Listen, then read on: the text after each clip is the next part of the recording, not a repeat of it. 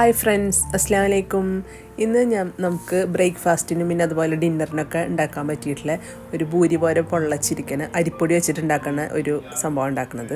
അപ്പോൾ അതിന് വേണ്ടിയിട്ട് ഒരു ബൗൾ വെച്ചിട്ട് അതിലേക്ക് നമുക്കിപ്പോൾ 2 കപ്പ് അരിപ്പൊടി ചേർത്ത് കൊടുക്കുക. അരിപ്പൊടി നമുക്ക് പത്തിരി പിന്നെ അതുപോലെ നൂൽപുട്ടൊക്കെ ഉണ്ടാക്കുന്ന അരിപ്പൊടി ഉണ്ടാവില്ലേ, അത് 2 കപ്പ് എടുത്ത് വെച്ചിട്ടുണ്ട്. പിന്നെ ഇതിലേക്ക് തന്നെ 1 കപ്പ് പുട്ടുപൊടി, തരികളോട് കൂടിയിട്ടുള്ള പുട്ടുപൊടി ഉണ്ടല്ലോ, അതും ചേർത്ത് കൊടുക്കുക. പിന്നെ ഒരു 1/2 കപ്പ് ഗോതമ്പിൻ്റെ പൊടി. ഇപ്പോൾ ഗോതമ്പിൻ്റെ പൊടി നിങ്ങൾക്ക് വേണ്ടാന്നുണ്ടെങ്കിൽ മൈദപ്പൊടി വേണമെന്നുണ്ടെങ്കിലും ചേർക്കാം കേട്ടോ. നമുക്കതിലേക്ക് ആവശ്യത്തിനുള്ള ഈ പൊടിയിലേക്ക് ആവശ്യത്തിനുള്ള ഉപ്പ് ചേർത്തിട്ട് ഒന്ന് മിക്സ് ചെയ്തിട്ട് ഈ പൊടി നമുക്ക് മാറ്റി വെക്കാം. നമുക്ക് മിക്സിയുടെ ചെറിയൊരു ജാർ എടുത്തതിന് ശേഷം നമുക്കതിലേക്ക് ഒരു 1/4 കപ്പ് തേങ്ങ ചിരകിയ തേങ്ങ ഒരു 1/4 കപ്പ് ചേർത്ത് കൊടുക്കുക. പിന്നെ നമുക്കതിലേക്ക് ഒരു സവോള, ചെറിയൊരു സവോളയുടെ പകുതി മതിയിട്ടാ, അത് ചേർത്ത് കൊടുക്കുക. ഇനിയിപ്പോൾ നിങ്ങൾക്ക് സവോള ചേർക്കണ്ടെന്നുണ്ടെങ്കിൽ ചുവന്നുള്ളി ചേർത്ത് കൊടുത്താലും മതി. ചുവന്നുള്ളി ആകുമ്പോൾ ഒരു 6-7 ചുവന്നുള്ളി ചേർത്ത് കൊടുക്കുക. പിന്നെ അതിലേക്ക് നമുക്ക് വേണ്ടത് പെരിഞ്ജീരകമാണ്, 1 ടീസ്പൂൺ പെരിഞ്ജീരകം, അതും കൂടെ ചേർത്ത് കൊടുത്തിട്ട് ഒന്ന് ക്രഷ് ചെയ്ത് കൊടുക്കുക.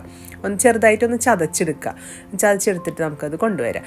പിന്നെ അതുപോലെ നിങ്ങൾക്ക് പെരിഞ്ജീരകം ഇഷ്ടമില്ല എന്നുണ്ടെങ്കിൽ നല്ല ജീരകം വേണമെന്നുണ്ടെങ്കിൽ അതും ചേർത്ത് കൊടുക്കാം കേട്ടോ.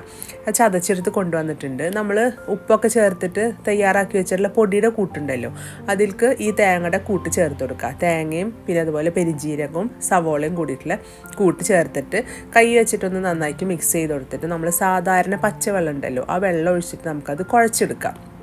ചൂടുവെള്ളമൊന്നും ഒഴിക്കേണ്ട ആവശ്യമില്ല, സാധാരണ പച്ചവെള്ളം ഒഴിച്ചതിന് ശേഷം നന്നായിട്ട് കുഴച്ചെടുത്താൽ മതി. ഈ 3 പൊടികളും ചേർത്തിട്ടുള്ളത് കൊണ്ട് നന്നായിട്ട് മിക്സ് ചെയ്തിട്ട് വേണം കുഴച്ചെടുക്കാൻ വേണ്ടിയിട്ട്. കുറേശ്ശെ വെള്ളം ഒഴിച്ചതിന് ശേഷം കുഴച്ചെടുക്കാം. നിങ്ങൾ കുഴച്ചെടുക്കുമ്പോൾ വെള്ളത്തിൻ്റെ അളവ് ഞാൻ പറയാത്തത്, ഓരോ പൊടിയുടെയും അളവ് വ്യത്യാസമായിരിക്കും, അതുകൊണ്ടാണ് വെള്ളത്തിൻ്റെ അളവ് പറയാത്തത്. കണ്ടില്ലേ, ഈ ഒരു കൺസിസ്റ്റൻസിയിൽ വേണം നമ്മളത് കുഴച്ചെടുക്കാൻ വേണ്ടിയിട്ട്. ഉരുട്ടെടുക്കുമ്പോൾ ഉരുണ്ട് വരണം, ആ രീതിയിൽ വേണം എടുക്കാൻ വേണ്ടിയിട്ട്.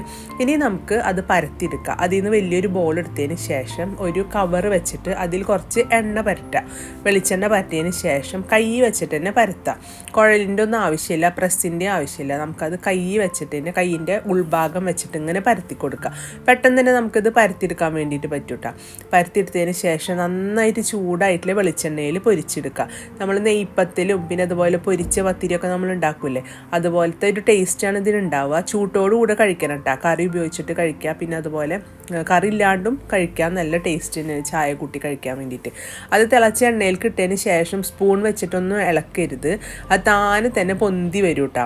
അത് പൊന്തി വരുന്ന വരെ ഒന്ന് വെയിറ്റ് ചെയ്താൽ മതി. താനെ തന്നെ പൊന്തി ബോളായിട്ട് വരും. കണ്ടില്ലേ, താനെ പൊന്തി ബോളായിട്ട് വന്നിട്ടുണ്ട്.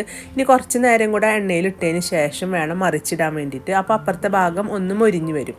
2 ഭാഗവും നല്ലൊരു ബ്രൗൺ കളർ ആവുമ്പോൾ നമുക്കത് എണ്ണയിൽ നിന്ന് കോരി മാറ്റിയിട്ട് നമുക്കത് ബാക്കിയുള്ള എല്ലാതും ഇതുപോലെ തന്നെ നമുക്ക് ഫ്രൈ ചെയ്തിട്ട് മാറ്റിയെടുക്കാം. ഇത് ഈ ബോൾ പോലെ ഇരിക്കുന്ന പൊള്ളച്ചത് കുറേ സമയം വരെ അത് പിന്നെ ചുങ്ങിപ്പോവാണ്ട് തന്നെ ഇരിക്കും. പിന്നെ അത് കഴിക്കുമ്പോൾ നിങ്ങൾ കുറച്ച് ചൂട്ടോടുകൂടെ കഴിക്കാൻ വേണ്ടിയിട്ട് നോക്കാം. നല്ലോണം ചൂടാറിപ്പോയിട്ടുണ്ടെങ്കിൽ കഴിക്കാൻ അത്ര ടേസ്റ്റ് ഉണ്ടാവില്ല കേട്ടോ. അപ്പോൾ ചൂട്ടോട് കൂടിയിട്ട് തന്നെ കഴിക്കാൻ വേണ്ടിയിട്ട് നോക്കാം. ഇത് പരത്താൻ വേണ്ടിയിട്ടൊക്കെ നല്ല സുഖമാണ്, കൈ വെച്ചിട്ട് പെട്ടെന്ന് തന്നെ പരത്തിയെടുക്കാൻ പറ്റും. ഇത് കറി വേണമെന്നുണ്ടെങ്കിലും കൂട്ടിയിട്ട് കഴിക്കുക. ചിക്കൻ കറിയാ അതുപോലെ മുട്ടക്കറി എന്ത് വേണമെന്നുണ്ടെങ്കിലും കൂട്ടി കഴിക്കുക. ഇനി അതാ കറിയൊന്നും ഇല്ലയെന്നുണ്ടെങ്കിൽ തന്നെ നല്ലൊരു ചായ ഉണ്ടെങ്കിലും നമുക്കിത് കഴിച്ചെടുക്കാൻ വേണ്ടിയിട്ട് പറ്റും.